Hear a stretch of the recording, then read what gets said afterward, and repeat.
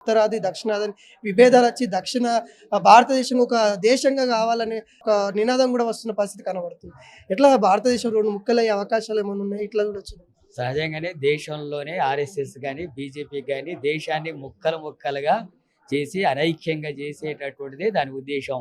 కులాల పేర్లతో ముక్కలు ముక్కలుగా చేయాలనేది దాని ఉద్దేశం. అది చేస్తుంది.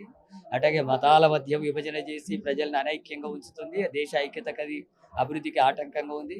ఆ రూపంలో ఇప్పుడు రాష్ట్రాలకు సంబంధించి చూసినప్పుడు ఉత్తరాది, దక్షిణాది ప్రాంతాల మధ్య వైరుధ్యాన్ని సృష్టించి ఆ ప్రాంతాల్లో పార్లమెంట్ సీట్ల సంఖ్యను తనకు అనుగుణంగా పెంచుకొని రేపు మళ్ళీ జరగబోయేటటువంటి ఎన్నికల్లో ఆ ప్రాంతాల్లో ఎక్కువ సీట్లు బీజేపీకి అనుకూలంగా మార్చుకొని ఎక్కువ కాలం బీజేపీ అధికారంలోకి ఉండడానికి అవసరమైనటువంటి కుట్రలు కూడా ఇందులో ఉన్నాయి అనేటటువంటిది వ్యక్తమవుతుంది. కాబట్టి ఈ రకమైనటువంటి సమాజాన్ని, దేశాన్ని అనైక్యత ఉంచడం, అభివృద్ధికి దూరంగా ఉంచడం, దాని ముక్కలు ముక్కలుగా మార్చేటటువంటి స్వభావం బీజేపీకి ఉంది, ఆర్ఎస్ఎస్కి ఉంది. దానివల్లనే ఇటువంటి సమస్యలంతా ముందుకు వస్తుంది.